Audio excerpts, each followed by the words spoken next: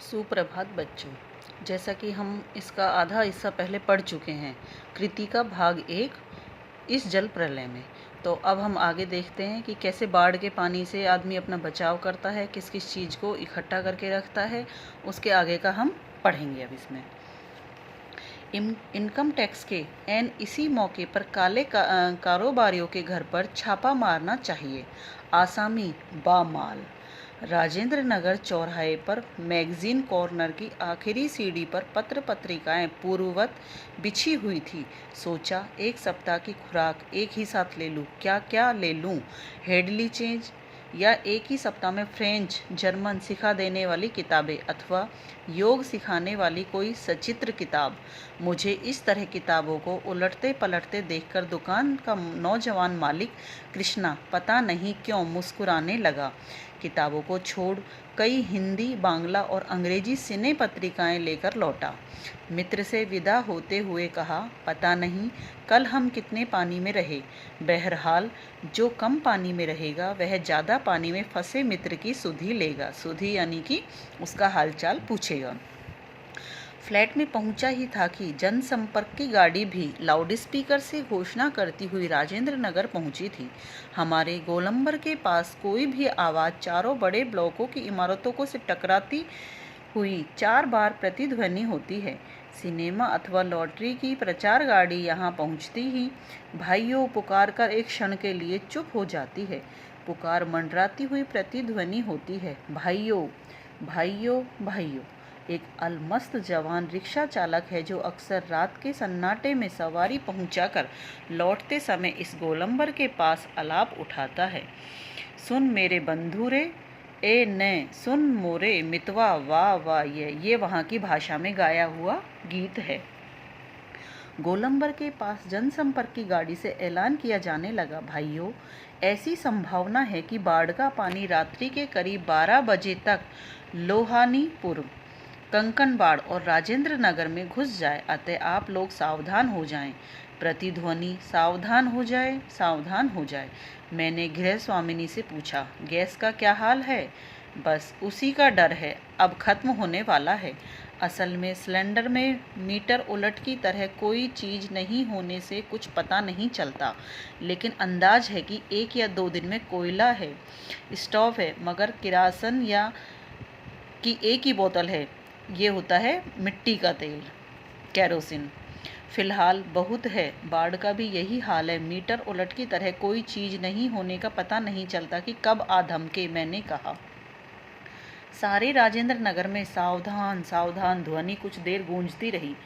Block के नीचे की दुकानों से सामान हटाए जाने लगे। मेरे फ्लैट के नीचे के दुकानदार ने कहा, क्यों इतना कागज इकट्ठा कर रखा था, एक अलाव लगाकर सुलगा दिया होता। अलगाव यानी कि आग जलाकर।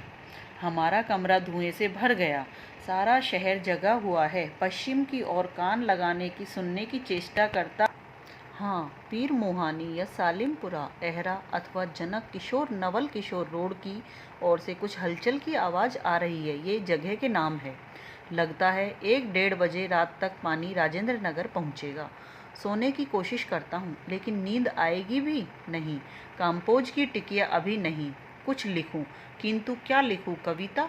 शीर्षक बाढ़, आकुल प्रतीक्षा। धत, नींद नहीं। स्मृतियाँ आने लगी एक एक कर, चलचित्र के बेतरतीब दृश्यों की तरह। 1947, मनिहारी, तब पूर्णिया, अब कटिहार जिला के इलाके में गुरुजी स्वर्गीय सतीनाथ बहादुरी के साथ गंगा मैया की बाढ़ से पीड़ित क्षेत्र में हम नाव पर जा रहे थे। चारों ओर पानी ही पानी। दूर एक द्वीप पर जैसा बालूचरा दिखाई पड़ा। हमने कहा, वहाँ चलकर जरा कदमी करके टांगे सीधी कर लें।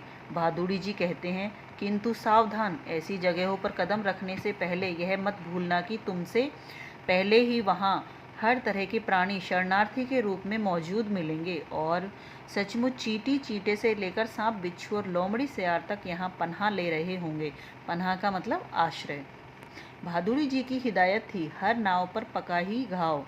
पानी में पैर की उंगलियां सड़ जाती हैं, तलवों में भी घाव हो जाता है कि दवा, दिया सिलाई की डिबिया और केरोसिन तेल रखना चाहिए। और सचमुच हम जहाँ जाते खाने पीने की चीज़ से पहले पका ही घाव की दवा और दिया सिलाई की मांग करते।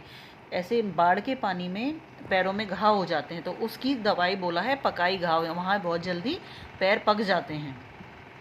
1949, उस बार महानंदा की बाढ़ से घिरे वापसी थाना में एक गांव में हम पहुंचे। हमारी नाव पर रिलीफ के डॉक्टर साहब थे। गांव के कई बीमारों को नाव पर चढ़ाकर कैंप में ले जाना था। एक बीमार नौजवान के साथ उसका कुत्ता भी कूई कूई करता हुआ नाव पर चढ़ आया। डॉक्टर साहब कुत्ते को देखकर भीषण भयभीत हो गए और चिल्लाने लगे, अरे कुकुर नहीं, कुकुर नहीं, कुकुर को भगाओ। कुकुर यहाँ कुत्ते को बोला गया है। बीमार नौजवान छप से पानी में उतरा, हमार कुकुर नहीं जाएगा तो हमऊ नहीं जाएंगे। वहाँ की भाषा में बोला है कि हमारा कुत्ता अगर नाव में नहीं जाएगा तो हम भी नहीं जाएंगे। फिर कुत्ता भी छपाक से पानी में, हमारा आदमी नहीं जाएगा तो हमऊ नहीं जाएगा। परमान नदी की बाढ़ में डूबे हुए एक मुसहरों की बस्ती में हम राहत बांटने गए। खबर मिली थी वो कई दिनों से मछली और चूहों को झुलसाकर खा रहे हैं। यहाँ मुसहरों को कहा है चूहे और मछली खाने वाले। किसी तरह जी रहे हैं, किंतु टोले के पास जब हम पहुँचे तो ढोलक और मंजीरा की आवाज़ सुनाई पड़ी। जाकर देखा, एक ऊंची जगह मचान बनाकर स्टेज की तरह बनाया हुआ है। मचान यानी लकड़ियों से एक ऊंचा सा स्थान बनाना। बलवाही नाच हो रहा था। बलवाही एक नाच है, वहाँ की लोक नृत्य है। लाल साड़ी पहनकर लाल कलूटा नटुआ दुल्हन का हाव भाव दिखला रहा था, यानी वह ढानी है। धरनी नाटक में दिखाया जा रहा था कि धरनी किसी महिला को बताया है घर छोड़कर मायके भागी जा रही है और उसका घरवाला उसको मनाकर राह से लौटाने गया है। इस पद के साथ ही ढोलक पर द्रुत ताल बजने लगा। घाड़िया घिड़ घड़ी धाड़िया धिड़ चौकसे चुकधुम चकचे चुकधुम चुकधुम चुकधुम। कीचड़ पानी में लथपथ भूखे प्यासे नर नारियों के झुंड में मुक्त खिलखिलाहट लहरें लेनी लगती है। यहाँ वहाँ का दृश्य दिखाया गया है। हम रिलीफ बांटकर भी ऐसी हंसी उन्हें दे सकेंगे क्या? शास्त्री जी, आप कहाँ हैं? बलवाही नाच की बात उठते ही मुझे अपने परम मित्र भोला शास्त्री की याद हमेशा क्यों आ जाती है। यह एक बार 1937 में सिमरवनी शंकरपुर में बाढ़ के समय नाव को लेकर लड़ाई हो रही थी। मैं उस समय बालचर बॉय स्काउट था। गांव में लोग नाव के अभाव में केले के पौधे का भेला बनाकर किसी तरह काम चला रहे थे और वहीं जमींदार के लड़के नाव पर हारमोनियम तबला के साथ झिंझिर जल विहार करने निकले थे। गांव के नौजवानों ने मिलकर उनकी नाव छीन ली थी। थोड़ी मारपीट भी हुई थी। सन 1967 में जब पुनपुन का पानी राजेंद्र नगर में घुस आया था, पुनपुन कोई नदी का नाम है, एक नाव पर कुछ सजे धजे युवक और युवतियों की टोली किसी फिल्म में देखे हुए कश्मीर का आनंद घर बैठे लेने के लिए निकली थी। नाव पर स्टोव जल रहा था, केतली चढ़ी हुई थी, बिस्किट के डिब्बे खुले हुए थे। एक लकड़ी प्याली के चम्मच डालकर एक अनोखी अदा से स्नैक्स के पाउडर को मथ रही थी, एस्प्रेसो बना रही थी। शायद दूसरी लड़की बहुत मनोयोग से कोई सचित्र और रंगीन पत्रिका पढ़ रही थी। एक युवक दोनों पांवों को फैलाकर बांस की लग्गी से नाव को खे रहा था। दूसरा युवक पत्रिका पढ़ने वाली लड़की के सामने अपने घुटने पर कोहनी टेक कर कोई मनमोहक डायलॉग बोल रहा था। पूरे वॉल्यूम में बजते हुए ट्रांजिस्टर पर गाना आ रहा था। ट्रांजिस्टर यानी रेडियो। हवा में उड़ता जाए मेरा लाल दुपट्टा मलमल का, जी मेरा लाल दुपट्टा मलमल का, ये गाना चल रहा था उसमें।